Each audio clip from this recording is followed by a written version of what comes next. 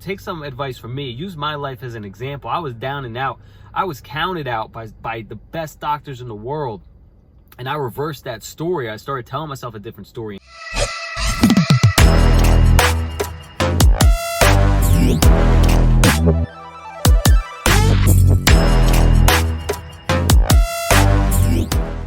Yo fam, Coach Sam with Strong Gents Coaching, and today I had a conversation with a client which I want to discuss with you because I think it's beneficial to just talk about this stuff in general. I was talking about how, no matter how difficult it is, I strive to get out of bed every day and do what I have to do. This person was very demotivated. They were saying how they, just can't get themselves out of bed, and when they do get out of bed, they don't have a lot to give when they do. And they were saying, they would like to give up, and there's no reason to keep pushing forward. It's stupid, it's nonsense, it makes no sense. And I know where they're coming from because I used to be in a position like that when I was struggling through a depression, heavy on the anxiety, and just in a bad place. So I've been there before and I know what it's like. But I can tell you right now that for me, the worst thing I did and could have continued to do was absolutely nothing. It was just to sulk in that misery, to let that misery consume me. And I did. I'd let it consume me for years. It wasn't until I started taking action, no matter how hard it was, and no matter how much I didn't actually want to do those things that I did, that was the catalyst to getting me over the hump. So if you're someone who, you got blinders on, you can't see the outside. You just see what's your current reality, and anything and any suggestions that anybody gives you and anything that you try one or two times seems like it doesn't work and it's stupid and it's nonsense, and you'd rather just sulk in your misery because you're in such a tunnel vision. That was me. So how I got out of that was by, no matter how much my mind was telling me we want to lay down, we don't want to do this isn't going to be beneficial for us, I fought those thoughts. I challenged my mind. I really did. I tried to challenge every thought I had, every perspective I had, every belief I had. I tried to challenge it. And then I took action on those challenges. I really wanted to see if I was lying to myself, if my mind was playing tricks on me, and it was. Now, was it easy?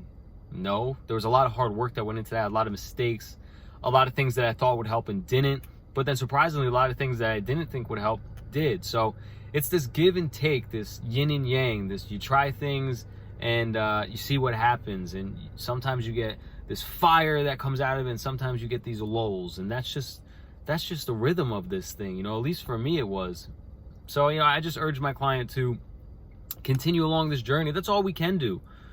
I asked myself, I was like, what are you going to do? You're just going to sit there and not do anything? You're just going to sulk in this misery? Like, I told myself, I get this one life, I get this one body. Mine unfortunately was, I have a circumstance that's not the greatest.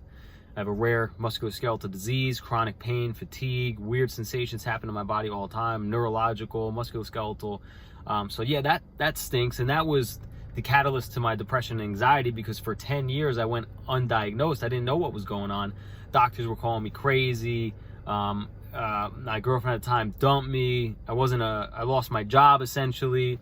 And, I was in a bad place. I wanted to give up. I did give up. I didn't want to live anymore. I didn't want to be here anymore. But I challenged those thoughts and those perspectives. I challenged what other people were telling me. I challenged what the best doctors in the world were telling me.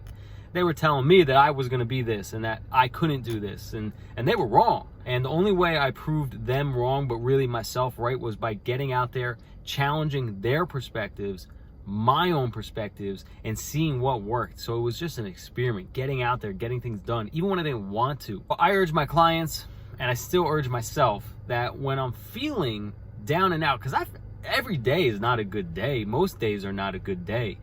But you just put one boot in front of the other. You just keep going. We don't have time to stop.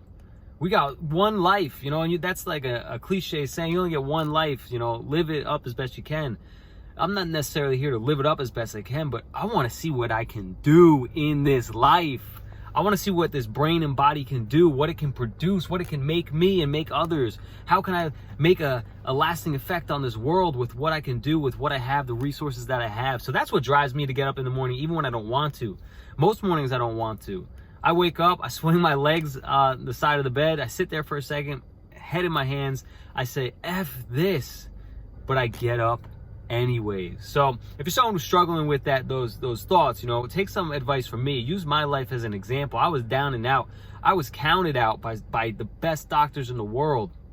And I reversed that story. I started telling myself a different story and challenging my thoughts and my beliefs. And I started taking action on new things, new steps, new ideas, and new habits. And over the course of the next, 4 years, I changed. Again, like I said, every day is still a challenge. Like, it's life. Life is difficult. It's amazing, but it's also difficult. But you should be challenging your beliefs, your perspectives. It's never over till it's over. You don't stop until you have to stop. And you don't have to stop until you're no longer here anymore. So get up and get at them. Peace.